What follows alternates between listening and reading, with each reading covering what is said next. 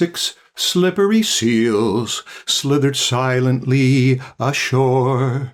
6 slippery seals slithered silently ashore.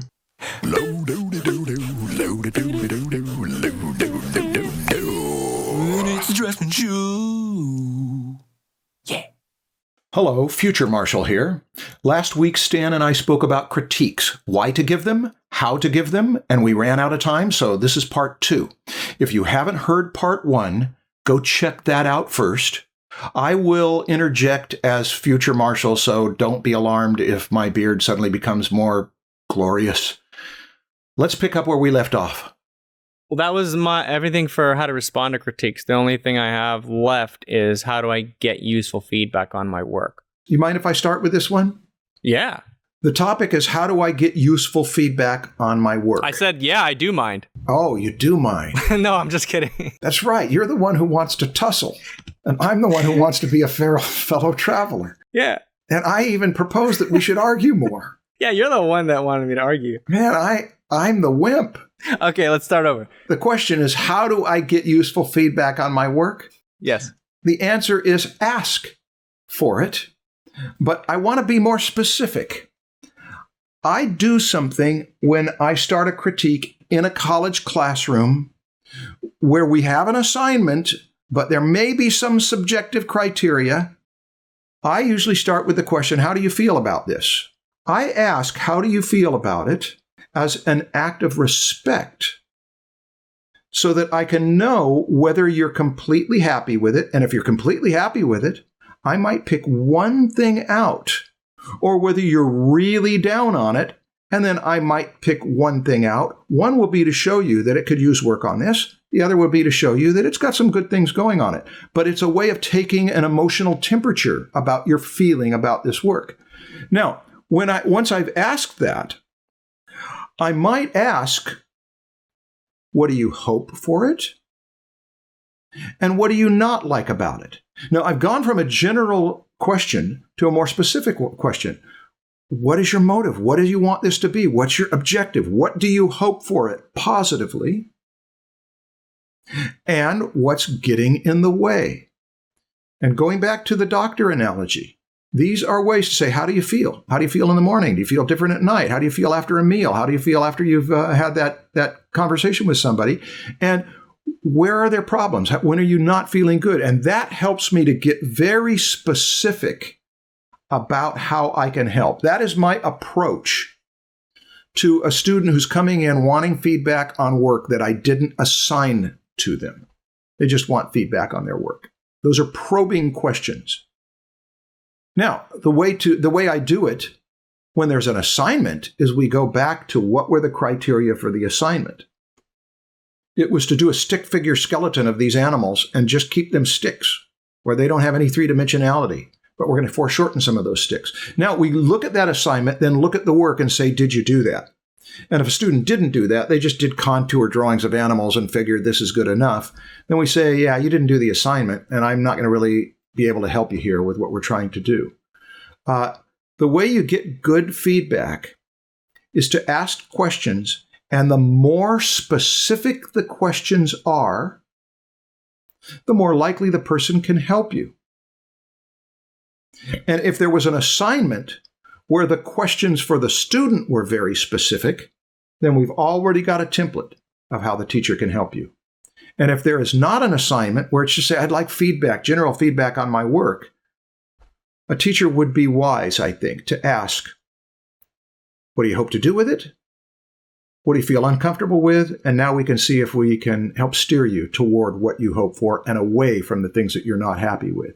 If you have a good teacher, they will ask you those follow-up questions and get that information out of you.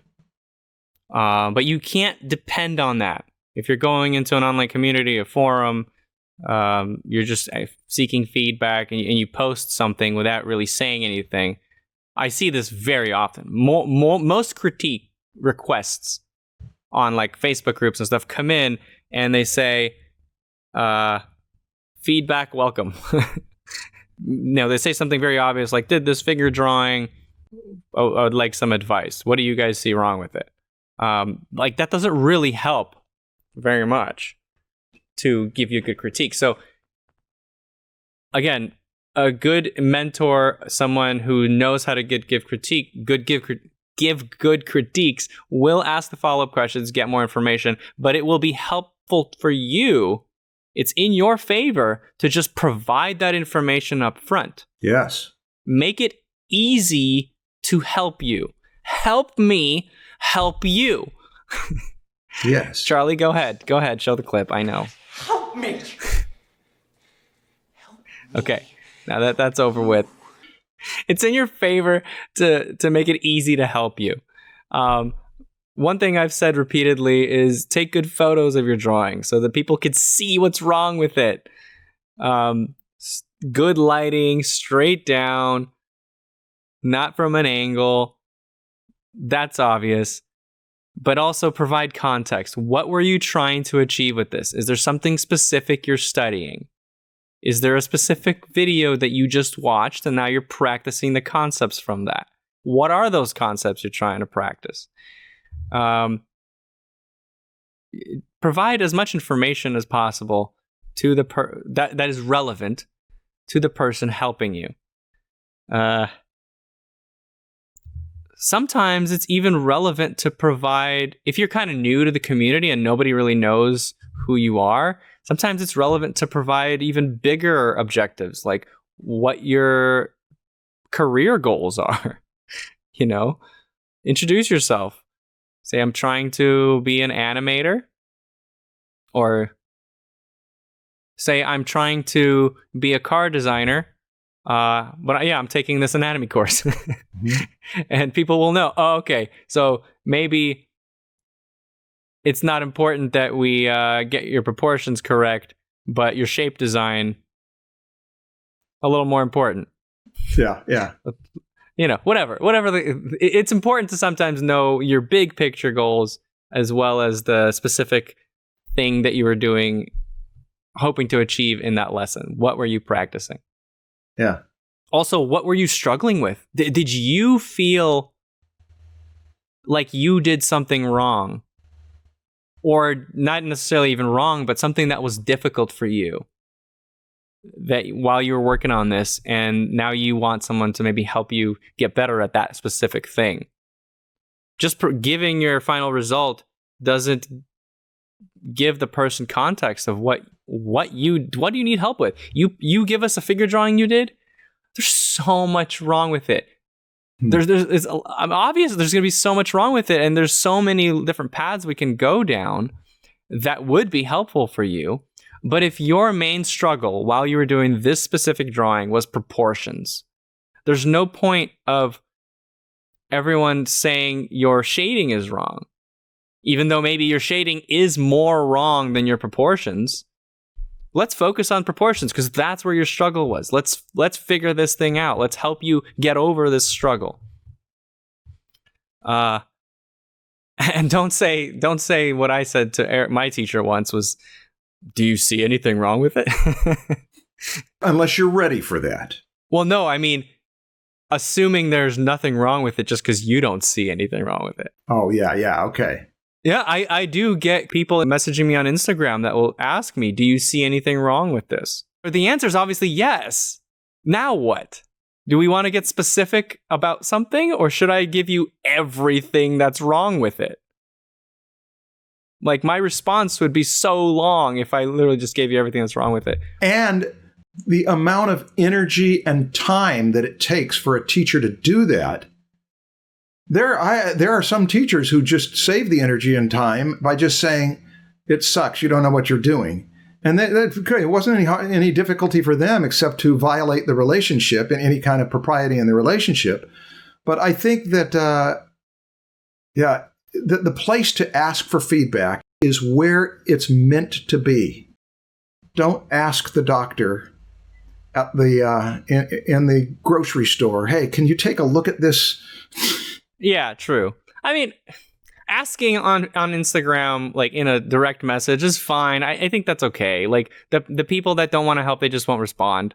It's very difficult for me I can look through your work. I can try to figure out what's the best possible advice here, but it's going to take me a long time. That's right. You're more likely to get a response from me if you make it easier for me to help you. Have a specific question. Tell me what you're struggling with. Don't give me a figure drawing and just be like, okay, here you go. Help me. Because the correct thing for me to do now is ask you follow-up questions, which takes me time. And if you're contacting busy people for help, and it's pretty obvious from the first message you send that it's gonna be an uphill battle to help you, and if I'm swamped right now with episodes and with all sorts of projects I'm working on, there's a pretty good chance I'm just not going to respond to you. Yeah. I understand, Stan. I have never in my life said no more often. I mean, just ignored more often because I have to. I can't get any work done with all of the requests that are coming in for, can you give me feedback on my work? I just can't do it. I think that same advice applies to even to a community as well. People are just more likely to help you if it's easier to help you. So set yourself up. The question is, how do I get useful feedback on my work? Well, first of all, make it easy to get feedback on your work. Yes.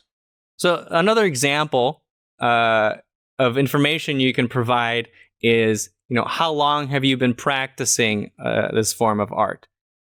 How much experience do you have is relevant. Yes, if a person is brand new, I'm going to take more time to explain some simple terms, to clarify, to give a lay of the land. And if a person is used to this, I may start with the assumption that you already know these terms, you're already familiar. The questions I get that this information would be most relevant, though, are things like, man, I'm really struggling with this and this. What should I do? It's like, yeah, okay, you're being very specific with what you're struggling with. But if you tell me you've been doing it for 2 days, my answer to you will be just do more of it. You haven't done it. You're struggling with it because you haven't done it yet. But if you tell me I've been doing this for 3 weeks, 4 weeks, 5 months, I'm going to say, okay, if you're really struggling after doing this for that long, if you're still struggling with it, I really want to see a bunch of your examples. I want to now start identifying where the common mistakes are. Send me some more images so I can see some common problems. More blood samples. It's very different based on how long you've actually been doing it. A lot of students say they struggle and they just can't get it right after a very short amount of time. And they get discouraged because it's not correct right away. And, the response from me isn't to try to tell them how to do it. It's to try to just encourage them to have patience. Yeah. That's a better lesson to learn in that situation. That's right. That's a big lesson. That's a long-term lesson. Yeah. So that's a situation where just providing how long you've been practicing is really important. And by the way, all of these examples of what information to provide to people, you don't have to provide all of it. Just provide what you feel is relevant for the person helping you. It'd be really weird if every request for feedback is just this long essay about everyone's life story. That would be wrong. Don't do that either. That makes it actually more difficult to help you because this person has to read your life story in order to even begin giving you feedback. So pick and choose what you provide, what information you provide based on what you think is useful. The last thing is, maybe give some examples of artists whose style you admire, someone who you're striving to be like. Who are your art parents? That's very informing of of where you want to be, of your goals. It's very specific, and it could be really helpful. That's one of the most valuable ones I know, because that turns every potentially negative criticism into a positive hope. That look at the one we admire so much and look at what they're doing. Now let's look back at yours. Yours isn't there yet. And why? Look at this awesome thing they do. Can we quantify it? Can we understand it? Now let's back at yours. Look, there's an opportunity to do it there. And so you've got a grown-up who you want your work to be like their work. That is a wonderful way, not just, and I know in the early stages, obviously, but even for people who've been at it a while and they want to change their style and they want to adjust, to go to the person that's going to help them adjust, always growing and using touchstones to do it. That's a great way to critique. Yeah. Put it up against the standard. The standard being subjective, but still, just because it's subjective doesn't mean it isn't real. We admire this artist, their work is real, and it's tangible. Well, Marshall, I've come to the end of my list. Okay. I did a lot of critique this summer, alone and in concert with Vance Kovacs. We critiqued a lot of people's work. Sometimes it went on for 3.5 hours in one night. So how many people? 3.5 hours to like a group of people? Or? Where we're taking people individually. So that it would be 3.5 hours and go through everybody's work. How many people were? 30 people. 30 people in 3 hours, so like 10 people an hour? Yes, sometimes we'd be very fast about it. Okay. Sometimes Vance would do a demo to show something. So we're trying to tailor it for each one. Wasn't that great a way to do it? It was too much, but we came up with a good way to do cold reads, which is 4 categories in this order. The first is objective descriptions. Things like it's flat, not rendered. It's form dominant. It has gradations that don't define form. It's thickly outlined. Technical descriptions that if the student doesn't understand, they will in the coming moments. These are objective descriptions of the work. The second thing is, what do you want? What is your inclination? What do you hope for? And to ask that as a question. Or do you have any concerns about your work? Anything that you're not doing here that you wish you were doing? So we move from objective to subjective. And then the next thing is, where are you headed with this? What's your path to mastery? Who are your favorite artists? What are you trying to do that we can look at a concrete example? And then my gut feeling. Trash it if it doesn't help you. But here's what I think about what you could do with your work. Now, those 4 categories are giving us a template for when it's not a specific assignment. Vance and I are going to do this again in February with a smaller group. So if Draftsmen listeners want in on it, or just to eavesdrop, the information is at marshallart.com/art lessons. That's critique with me and Vance Kovacs. Yeah. Okay, cool. Now I want to tell you one of the main things that I've learned that has changed my teaching over a lot of years, and it has to do with critiques. When I was first teaching, the assignments were peripheral. It was all about teach them. Give them information, feed them, and then let them work out how they'll exercise. And over the decades, I've seen how students are more hungry, not just for food, but for structure. And that the assignments are very important. And I resisted that for a long time because I thought you can make up your own assignments. I've seen my best students make up their own assignments. How come you can't make up your own assignments? You're supposed to be creative, make up your own assignments. But I've started to see that from my point of view, the assignments are a field of creativity. I'm coming to the point where I love designing a series of assignments in an order that I think is a conspiracy of love for the students. That if you will do these assignments in this order, you're going to get better at this, whether you know it or not. I always sensed that Nicholson had a lot of that in him because he was so, do these assignments and you'll learn. You don't even listen to me except to just do these assignments. Well, I'm starting to see that. Well, nowhere was this more obvious than in composition, because unlike perspective and anatomy, where you have an objective job to turn this into stick figures and make them the right proportion, considering where they're foreshortened and where they're not, and make sure everything's correct, that can be critiqued very clearly. When it comes to critiquing compositions, you get put into subjective territory so quickly. But I've been working for several years on objective composition exercises, and they're the ones we talked about in that composition episode. They are massing the lights and darks and keeping them to designated values that have a number on them. They are being aware of it as a set of puzzle pieces that interrelate. They are looking at them for the balance of left to right, the balance of foreground to background, the balance, the principle of dominance, principle of contrast, if they're all curved and then you've got one straight, that's pretty clear that you are learning something about contrast. And when we did that composition episode, Stan, I got more emails than I've ever gotten say, when can I study composition with you? And the answer is you can't right now because I am overbooked. But in early 2021, here's what I'm going to do. A composition class that is not about me teaching composition. I'll do a little. It is going to be a 12-week course of assignments, and I think we're going to call it a boot camp again. You're going to lead them to getting better at it. With specific assignments. Yeah, no, that's so important because knowing information is very different from being able to put it into practice. Yes. It's very different. When I was teaching anatomy at Watts, this was when I first started teaching anatomy, I knew just enough about anatomy to be able to teach it.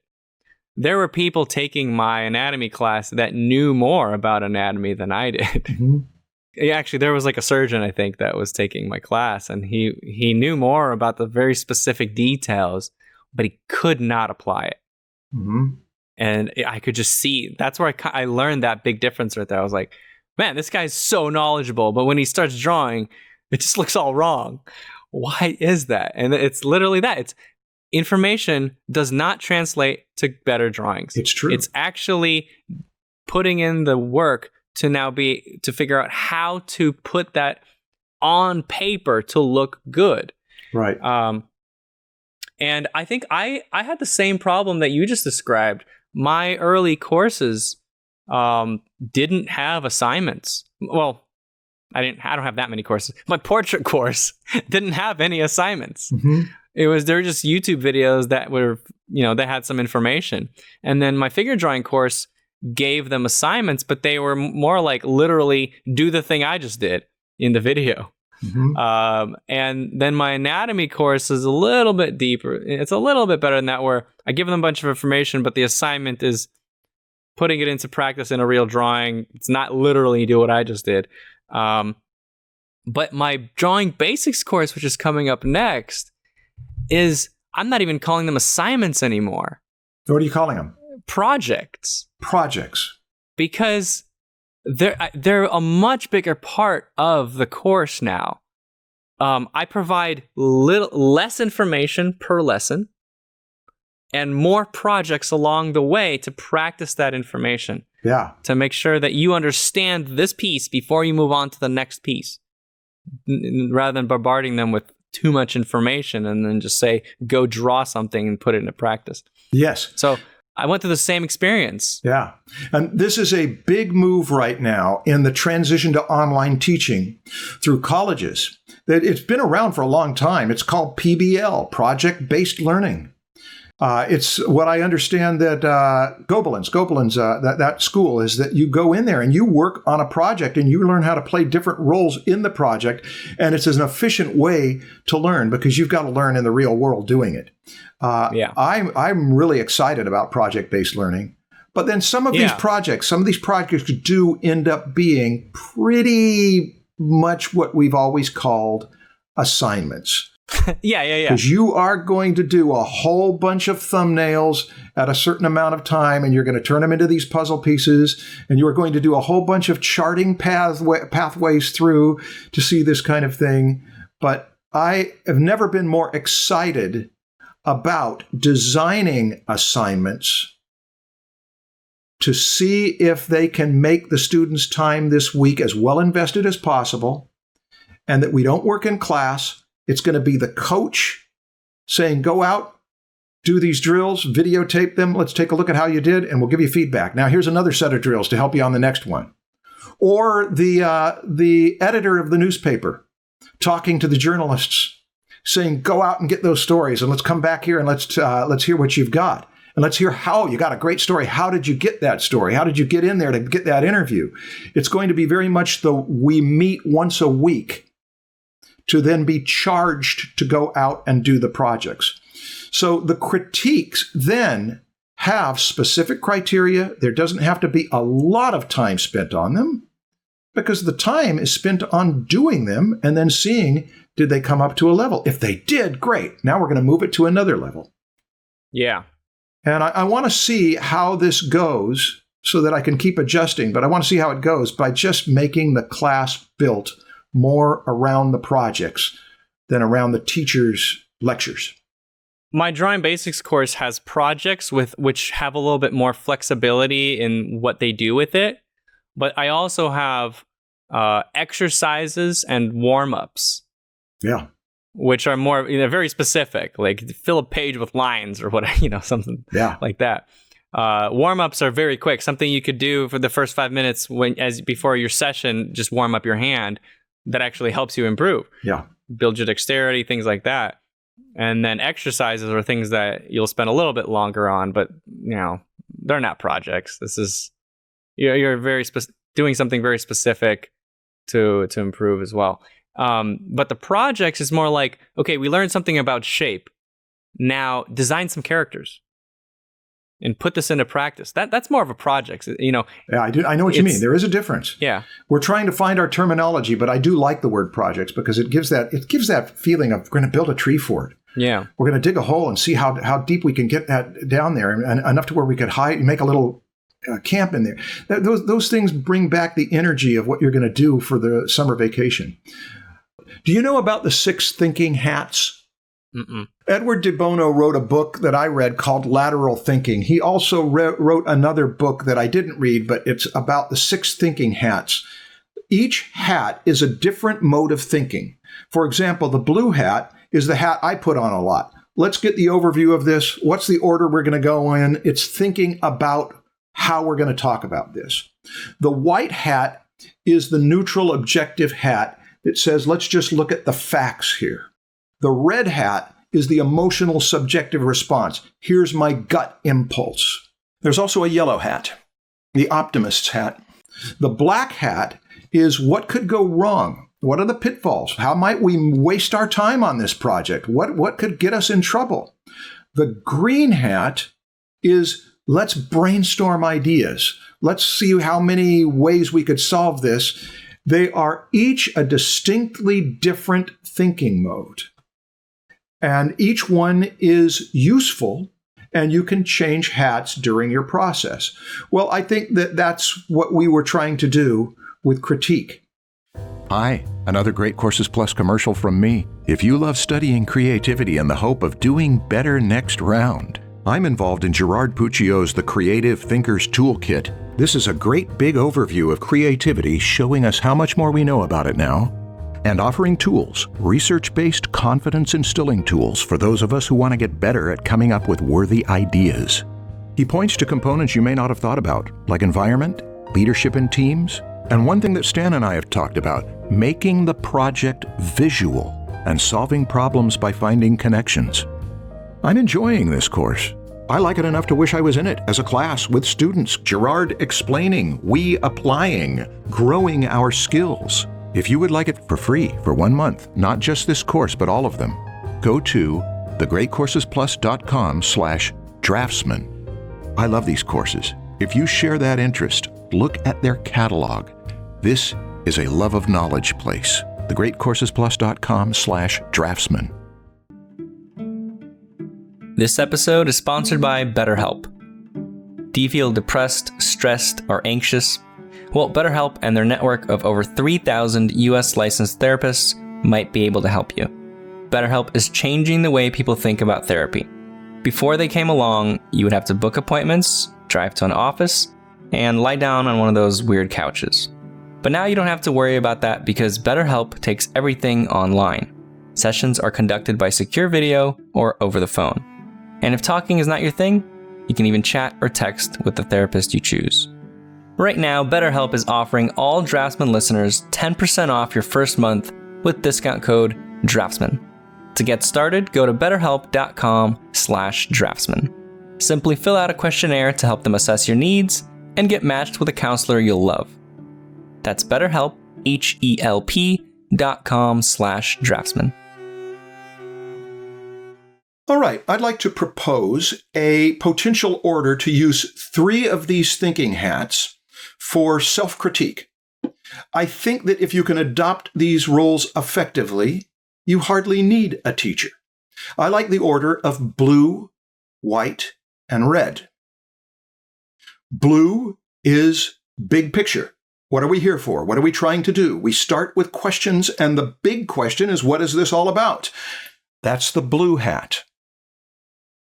White is the clear, cold, objective view. Observations, not to argue, but to understand. Not feelings, just facts. White hat. Red is gut feeling. What do I like? What bugs me? Not about facts. A sensation of yes or no about whether it's working or not. Marie Kondo's spark joy thing. The blue hat lays out the issues, and between the white and red hat, you have both facts and feelings. This is worth trying a few times, if only to get used to switching hats. Some of us go for the hat we're most comfortable with, and may be ignoring the one we need most. De Bono apparently did not come up with these all on his own. I think they were at least partly borrowed. But people in different thinking modes is an old way to look at it, and putting on a particular hat. And actually in training, you might literally put on that hat, see yourself in a mirror, and say, now I'm going to play this role. But here's what it helps with. There's no single role, and there may be no single metaphor for how to critique. There's going to be different ones. And so part of the critiquer's job is to be bringing out the right information, bringing out the right insights at the right time for this student. It's hard, it's an art form, but there is one thing for sure. We don't always play the same role in doing it. Now, that's the 6 thinking hats. I think that would be worth taking time with for students in their creative process, and also for teachers to be aware, I'm going into this mode right now, into this role. In a pen and ink critique, the blue hat is, what is the project? What is the assignment? As Stan mentioned, it may go higher than just an assignment. It may be, what do you hope to do with this medium? Play with it? Use it for professional work? Research it for an art history project? It's going to be a very different critique depending on the answer to what you're setting out to do. That's the blue hat. What's the purpose here? Big overview. Now, the white hat. If your pen ripped the paper, the white hat explains that pulp papers made of wood tear apart like paper towels. Solution? You can use paper that has more glue in it, or is a better quality cotton, or just don't dig down so hard. The white hat gives you facts to help your next experience not rip the paper. And as you run into other problems, the white hat is your doctor. No need to freak out. Describe the problem, prescribe the solution, all in a day's work. The red hat is a big deal in critiques because it is the emotional hat, and the anguish of hearing a teacher say, no, you didn't do the assignment, can smoke out any other feeling that would help you to learn. But we've dealt with that quite a bit in previous episodes, and I've already mentioned the emotional preference for tools that you just like. People fall in love with nibs and inks and papers and pen holders. So the other thing is what I mentioned earlier, that asking a student, how do you feel about what you've done? It lets me know where to meet them. Feel horrible about it? Anything specific? Let's look at that. Feel good about it? Can you tell us what you feel good about specifically and why? Process about doing it? Or product, what you ended up with, or both? Oh, that's where feeling really becomes useful, to see what doesn't feel good and how can we avoid that bad feeling. and what feels good, and we can continue and pursue that more. And remember, students, teachers experience emotions going into critiques just as you do. When they look at your work, they may feel a sense of dread or excitement or curiosity.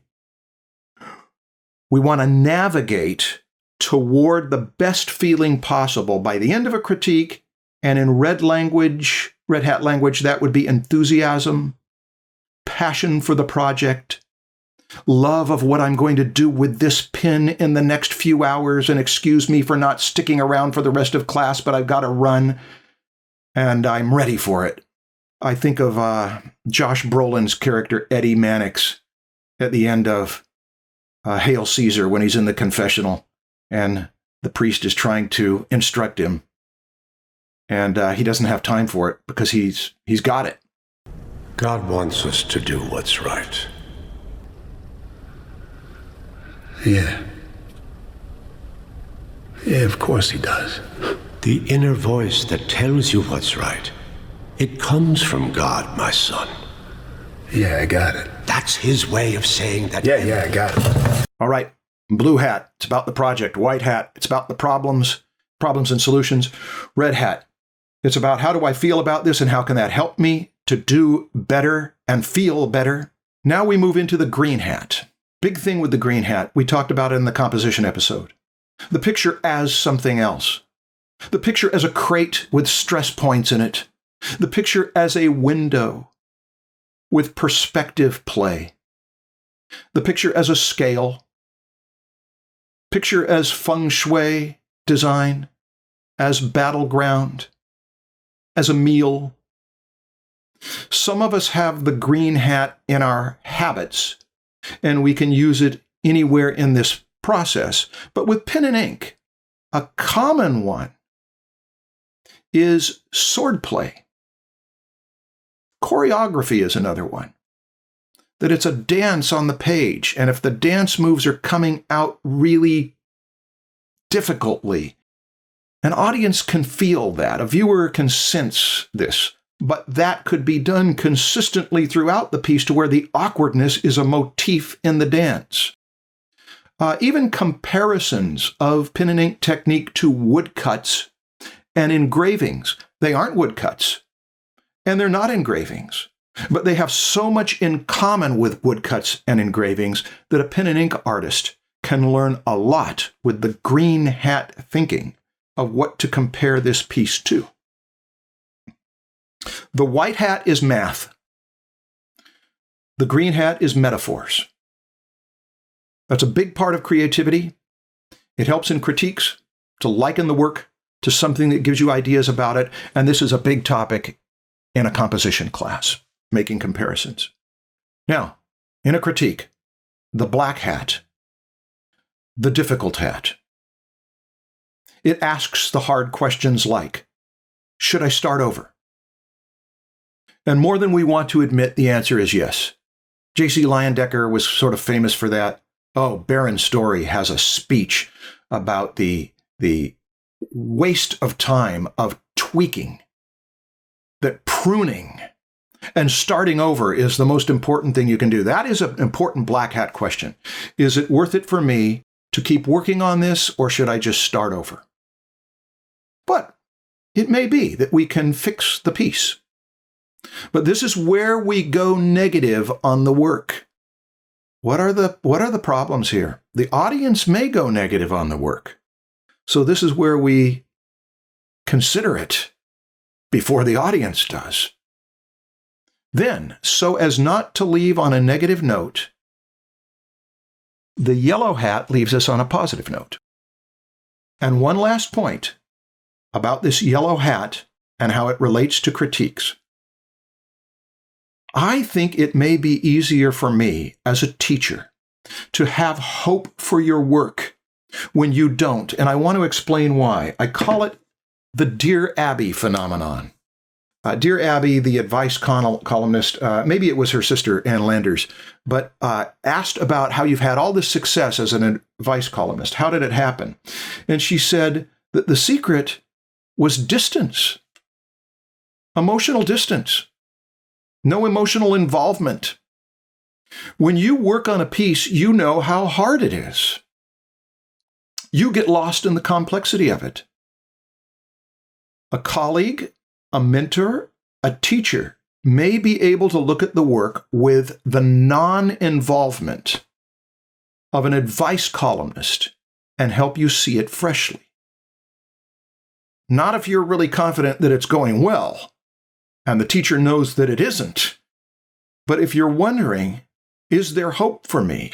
I find that when I look at students who are pouring a lot into it, especially in a composition class, because that's subjective, I'll look at it and say, hey, what if? Hey, you could. Hey, here's the set of opposites you're using. Hey, this reminds me a little of, and I get excited about it. And that may not be really what you want from a teacher because you want to come up with your own ideas. But here's why I say this.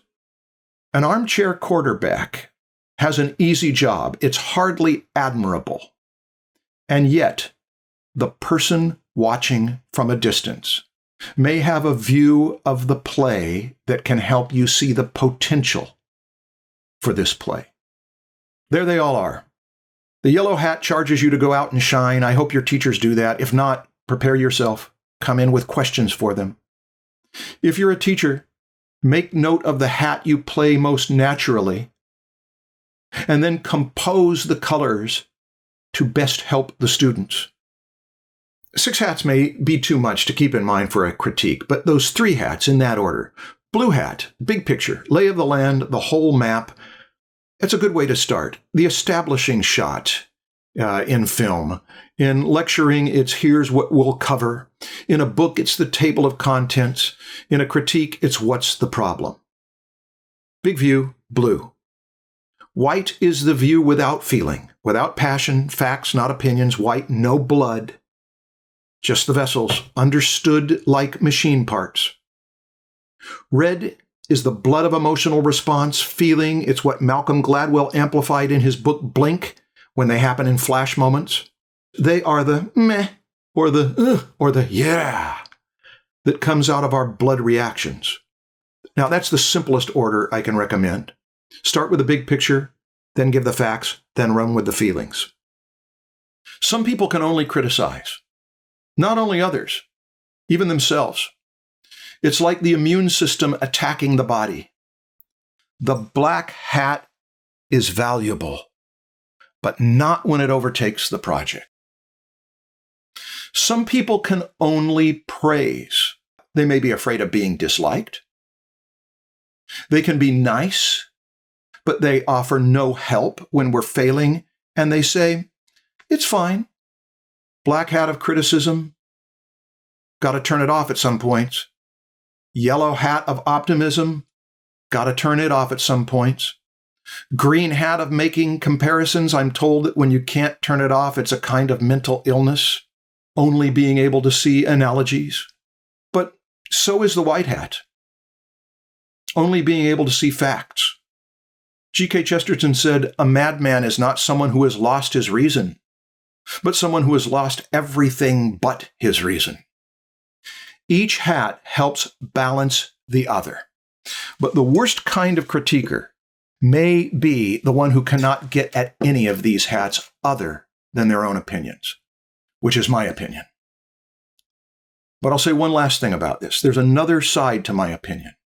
The opposite truth is that great composers, not critiquers, not teachers, great artists are often mostly on this red hat level. They work from the gut and make their choices according to what excites them, and they discard the choices that just don't tickle them or challenge them or turn them on. The red hat is very valuable for artists in making decisions about how to compose any work of art. It's very risky for critiquers and often useless, but I think that great artists find their opinions for their work in themselves. That seems what prompts people to be artists in the first place, is that I want to make the decisions according to how I like it. Now, that was about how hats work differently for teachers and artists. Now let's get back to critiquing. Regarding the books, you may or may not want to read them, but De Bono has written a lot about thinking and has been very influential. And this is, I think, a useful way to make the most of the various ways we can think, using the right tools for the job. Okay, back to the discussion I was having with Stan. I already kind of miss him. We're going to try to make up for it next week, but here we are. Well, this has been about critiques. Oh, is that the episode? I forgot. Yeah. But I want to try to put this in context. In a couple of episodes ago, you mentioned about how right now there's this explosion of talent. And there is. I wondered about it in the 80s and 90s and right around 2000. How come there isn't better work being done, considering how many resources we have compared to the old artists? And now there is. We are in a number of revolutions. One of them, it came up in the Bridgman course. Around the early part of the 20th century in the United States, there was this emerging of this amazing illustration talent. And I think we're having 100 years later echo of that thing. And interestingly, it's coming from some of the same teachers who were teaching in the early part of the 20th century, trying to make it new in the 21st century. And because we are a part of this revolution, in that we're providing art instruction, I really feel optimistic about this projects-based learning and giving these assignments that are drills and seeing what happens when you have 50 people or 100 people or several hundred people who take these seriously. Now that the paradigm has changed from going to art school to finding the teachers that you want for what you're trying to master online. I'm very excited about it, very optimistic about it too. Yeah. Well, I think that there will be an even bigger explosion of talent in the next 10 years than there was in the previous 10 years. I think so too. Yeah. I think the wave is just starting to swell. In response to the project-based learning, you know that there's like elementary schools and kindergartens even that are starting to do that. I know. Using that system. I know. Melissa and I are looking into kindergarten for Cooper. And one of the ones we looked into was a project-based kindergarten. Is that right? Yeah. Oh, that sounds great. Melissa went and she visited. I didn't go, so I didn't get to see what it was, what they had going on. But she didn't pick that one. She felt like there wasn't enough structure. Okay. That was her goal. I think she said that the kids just looked confused, and So I feel like the whole project-based learning thing, it could be done wrong, just like any system. Right. You have to know how to use the system to its advantage. Because like for kindergarten, you tell kids like, what do you want to do? They're just gonna be like, I want to go play. You have to give them some kind of structure to lead them to the right projects. Yeah. I do know. A good idea in theory doesn't necessarily translate to practice, or at least it doesn't translate to practice immediately. But we know that projects-based learning works when it works, and it can work very well for everybody. Yeah. Hey, this might not be relevant, but it might. I'm going to just take a stab at it, and Charlie can take it out if it isn't. There's a wonderful movie from the 1950s called The Little Fugitive. The Little Fugitive was done with amateur actors by a guy who had not made a feature film or not an entertainment film before. I think he was a documentary filmmaker. And it's a wonderful little story. I recommend The Little Fugitive. On the commentary, the director, who was so proud of this film because it affected film history, even though it was basically an amateur production, he got this little kid to play the main role. And the kid did not want to do the things the director wanted him to. But the director was so shrewd in how he got the footage of this kid doing these things by saying, okay, we aren't going to work on the movie anymore. What do you want to do? And then the kid did what he wanted to do. And he followed him around with a film camera and worked those things into his film. And he would have never gotten such great footage if he had tried to direct the kid. Instead, he figured, let's follow the kid, and I'm going to get some stuff on film nobody else has got. And that would be an example also of openness, that you're on a project, you've got a goal for the project, it's to make a film. We're not going to do this the way the book says to do it, because if we do, it's going to end up having to tussle with one of the most difficult creatures on the planet to tussle with, a kid who's got more energy than you, and we're trying to get his cooperation. So just give him what he wants and see what you can get out of it. I really liked that story, and I really liked it as an example of flexible teamwork. Yeah, no, that's very relevant. Did the director kind of guide the kid? Did he do things to make the kid make decisions that he wanted to make? Yeah, he did do a little manipulation, I think, but I only listened to the commentary once, and it was about 4 or 5 years ago. And I do want to listen to it again. I think it's a great little learning tool for people who are working on team projects to watch The Little Fugitive, if you like it, listen to the commentary, and then say, how can we go and do likewise? Hey, are we done, Stan? Yeah, I think so. I think we've pretty much, I think we just made 2 episodes in one. And if you have anything to put in the comments, it would be, what have been the most useful critiques, and can you extract anything out of what some teacher gave you in a critique that made you a better artist, so that we can look at it and do likewise? And by name, who gave you the worst critique of your life? No, don't do that. Just the name of the person. No, don't. No? No. Go to them. Okay. Don't triangulate. Bye, Marshall. Bye, Stan. See ya.